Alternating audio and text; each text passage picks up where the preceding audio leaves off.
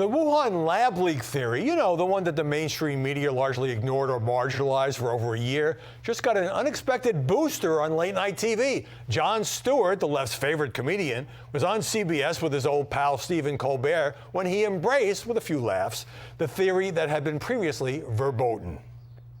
There's a novel respiratory coronavirus overtaking Wuhan, China. What do?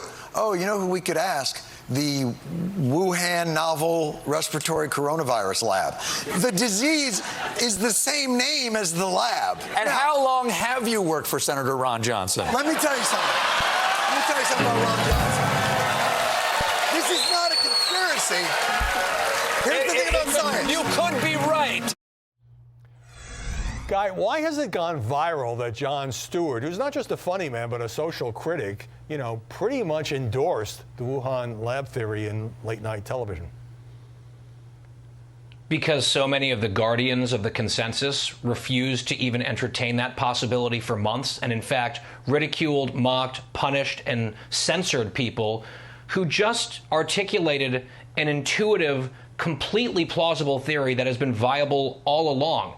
So for Jon Stewart to come out and say what he said, where he said it on Colbert's show on CBS, clearly making his friend uncomfortable and enraging a lot of online leftists, it was significant because I think he was pointing out and just sort of puncturing the absurdity of the previous conventional wisdom and consensus that, oh, this is not remotely possible, it's a conspiracy theory, it's debunked, when, for the reasons that he pointed out, it actually makes a lot of sense on its face. We need to get to the bottom of it. We need the actual facts, I hope, will eventually come out. But this has always been a viable theory. Yeah. And Jon Stewart, I think, in a fun way, pointed out exactly why. Sometimes comedy can illuminate the truth. Now, and by the way, if you said on Facebook a month before what Stewart said on CBS, your post would have been deleted. Clarence, Stephen Colbert, who admires Joe Biden and, you know, turned his show into a Trump bashing forum for 4 years, didn't seem happy, and neither did his audience.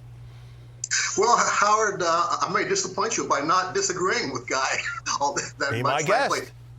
I thought, thank you. Well, you know, I think, I know Jon Stewart. I love him. I love that when he does something like this, which is go against conventional wisdom. Remember what he did? He destroyed the Crossfire show on CNN, live TV, by pointing out these kind of contradictions.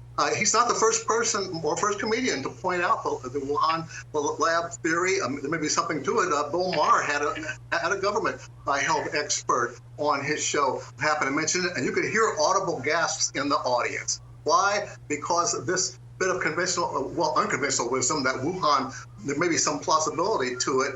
That has become indeed reinforced on the left and among many of us in the middle. Yeah. Sometimes we go overboard. We should always be open to any option here. Well, I've interviewed Jon Stewart many times, and he does delight in this sort of thing, and, you know, doesn't maybe feel bound by the normal restrictions that, quote, journalists do.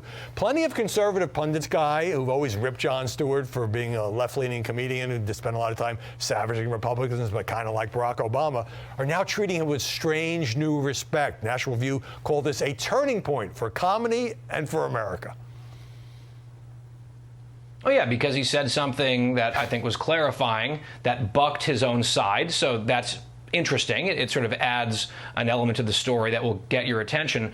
But Howie, to broaden it out beyond just the comedic aspect of this, I just want the audience to think about what an absolute disgrace to journalism it is that journalists in this country refused to seriously consider and give real treatment journalistically to a viable theory about where a virus started that has killed 600,000 people in this country. It was not allowed. You could not speak of it. If you did, or like Senator Tom Cotton, you were raked over the coals. That is an unbelievable failure of journalism over the last year. I'm glad that Jon Stewart showed up and did what he did because I think it shines the spotlight. It's a very awkward thing for the media that participated in this, basically this cover-up to the delight of China. But that is the opposite of journalism, and I think one of the biggest failures of the industry in recent memory. Well put. And yet, Clarence, some liberals went nuts online calling Stewart a racist, anti-Chinese, saying he became a crazy MAGA Republican,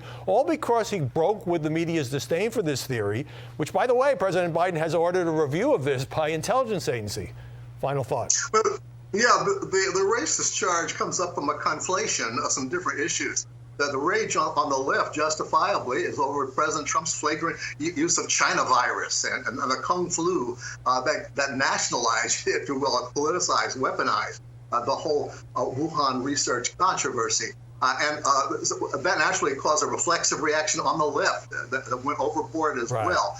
Fortunately, John has helped to steer us back toward what Colin Powell called the sensible center. Okay. And maybe the fact that he's not on TV every day as he was in the Daily Show days gives his words more weight, as with his advocacy for first responders. Okay. Clarence Page, Guy Benson, thanks very much for a great discussion.